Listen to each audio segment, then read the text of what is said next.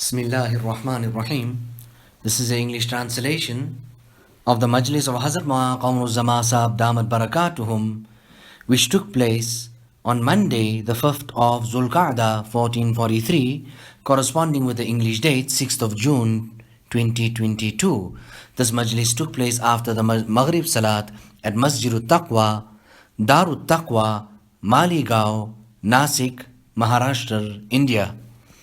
Hazrat Wala starts off this majlis by quoting the ayat, rather a portion of the ayat of the Quran Majid, فَاذْكُرُونِي أَذْكُرْكُمْ وَاشْكُرُوا لِي وَلَا تَكْفُرُونَ. Thereafter Hazrat Wala goes on to say, I understand this gathering to be a gathering of the dhakirin, those who carry out the dhikr of Allah subhanahu wa ta'ala.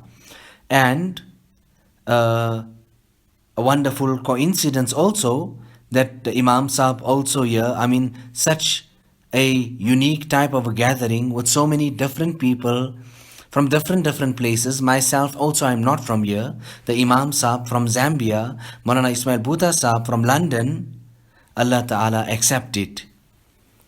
Now, whatever hukam Allah gives, Allah's order and Allah's wish and Allah's desire, nobody can ever prevent that. Allah Ta'ala is Qadir, and over everything He does as He pleases. Now this place here that we are gathered at, I see day by day it is progressing, and I am giving this glad tidings here as well that Taaleem also has begun here, a Zikr Majlis as well. And what can we say about all these things? It's so great. La ilaha illallah. There is none worthy of worship but Allah. In this kalima, they are both negation and confirmation, nafi and ithbat. La ilaha illallah, negating that there is none worthy of worship, negating everything else other than Allah. And then ithbat, illallah, la ilaha nafi, illallah ithbat, confirmation, establishment, acknowledgement, illallah, only Allah. There is none worthy of worship but Allah. In fact, Mujaddid Al-Fithani has written that this is actually the reason of this kalima becoming afdalul dhikr and the greatest form of dhikr, because it negates everything else other than Allah subhanahu wa ta'ala, and this is most beloved to Allah subhanahu wa ta'ala. Every person must be carrying out dhikr in his own way, somehow or the other. And if he's not, then he should start doing that. The first time when I started coming here to run the Khanqa in Gujarat, when I returned and I went back, Maulana Abraham al-Haq Saheb, he was my senior. He said to me, how do you run your Khanqa? And what could I say in front of him? I said, Hazrat, just exactly how you people have taught me, but in simple words it's this: kathrat dhikr ma'a husn khulq, abundant dhikr together with good character. He became so pleased. He said, write it and give it to me. So I wrote it down, and he took it and he kept it at his head side. He was pleased. He was so pleased. We say Allahu Akbar. You must have read Ilmus Segha. Now, what is hidden here, or what is silent? It is Allah is the greatest. But how? How do we understand it? Min kulli shay'in. Allah is greater than everything else. So at the time of Salat, we should keep this in our mind. In Salat, we have tilawat of the Quran. And tilawat is the greatest form of dhikr, and it is a portion of Salat due to which Salat itself becomes afdalul ibadat, the greatest form of all acts of worship. Allahu Akbar. So in the Salat, there is a portion of Hajj as well.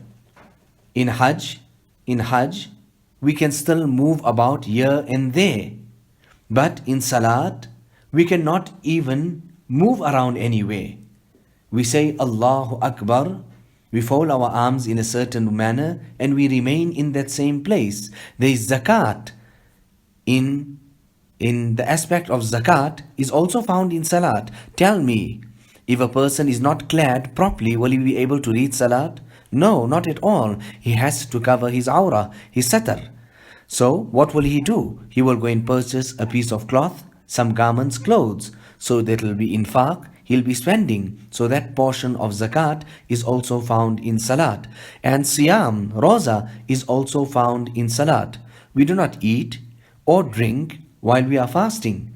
And the same is found in salat. We do not eat and drink. Now such a great ibadat the salat is, if we can only appreciate it and understand the reality of it. This majma that I see in front of me, you wouldn't find the like of it in the world maybe. In fact, even the malaika are looking for gatherings like this. And when they see it, what do they say? Read the narrations. It's mentioned. Halumma, come on, let's go. Let's join in. Hazrat Mujaddid Al-Faithani used to say, Halka zikr garam darand. Keep the gatherings of dhikr hot. So, what the halka dhikr, what happens? A person carries out abundance of dhikr. But together with that, he has to have husn khulq, good character. Otherwise, what will start happening? This type of ananiyat, and it is only me, and I can do. فَلَا تُزَكُّوا أَنفُسَكُمْ. Do not claim purity for yourself. هُوَ أَعْلَمُ بِمَنِ اتَّقَى. Allah knows who is or who possesses the most taqwa. So when a person is carrying out dhikr, it is possible that he can become self-conceited, ghurur, bartari, takabbur, ananiyat, pride, arrogance. But if a person carries out the dhikr in the correct manner, then only Allah and only Allah will remain, and all other ailments, whatever it is, will all get washed away. You said now about, and you mentioned something about dhikr, Hazrat Wala addressing somebody there in the audience.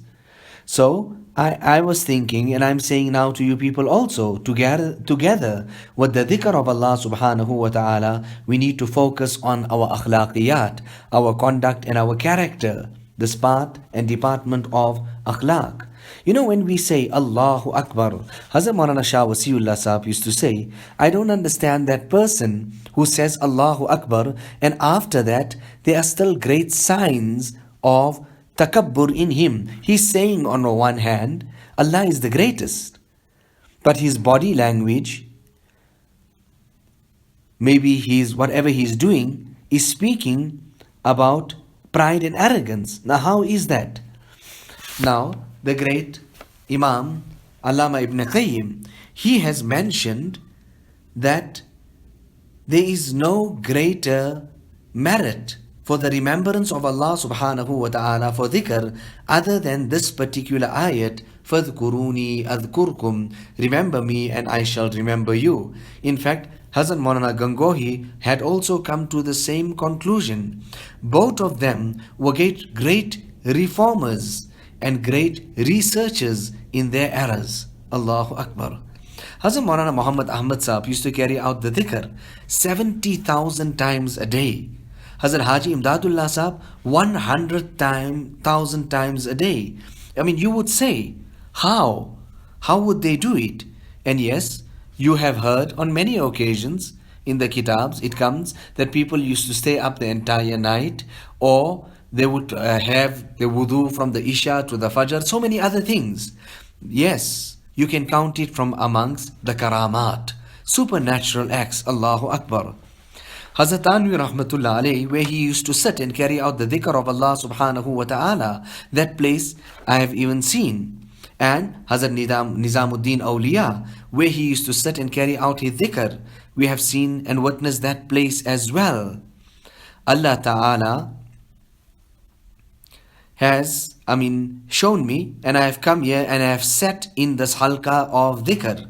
But I can even remember the earlier days when the foundation of this place was put. So more than anybody else or you people, I think I also share a great portion of happiness in this great khidmat of deen. In fact, in Gujarat, by and large, at that time there when I had arrived, everything was on the uruj, this was happening, that was happening, everywhere masajid were being built, etc. I had the great fortune of putting the foundation of many a masajid. In fact, people used to come after that at Maulana, you read the dua here, you put the foundation of this masjid, come and read one salat here. And then I would go. It would bring great happiness to me.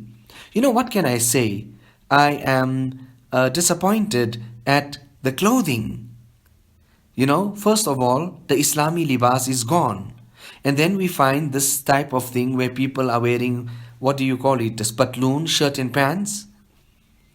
And then, worse than that now, what we're seeing presently is they take that same type of pants and they cut it, showing their legs.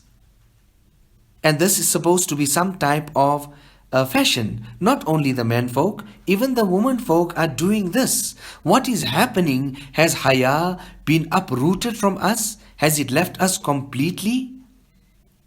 We should stop this. We should speak about this here. And if we cannot do that, I'll at least understand that to be a sin in your heart.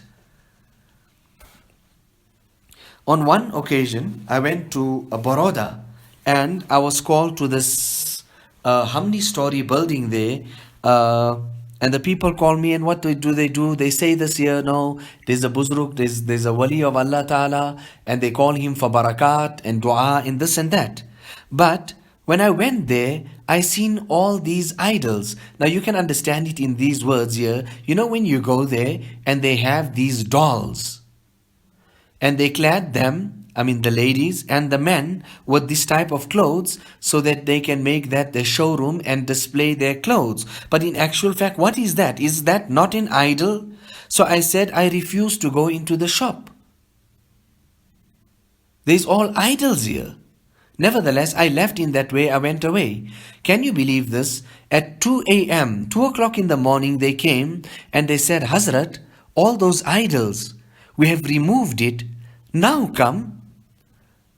Ab aiye, now come Hazrat, we have removed all that idols. I stood up and we left and I went to that particular place. When I went to Bahrain also, I said this to my son. I said, here the ulama say that maybe tasweer, these pictures and photos, maybe there's some type of jawaz for that. I'm talking about the ulama there. They would say that. But even they have said or spoken against, and they have given no permission whatsoever regarding these mujassamas, these concrete idols that we see there, that they drape them with the clothes that is sold in the shop.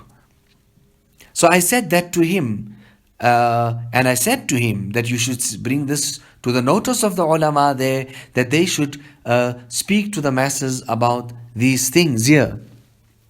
So this is our deen, and nobody can protect this deen of ours other than ourselves.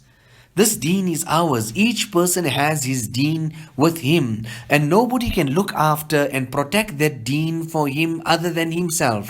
Allahu Akbar. Now quickly, let us just make dua.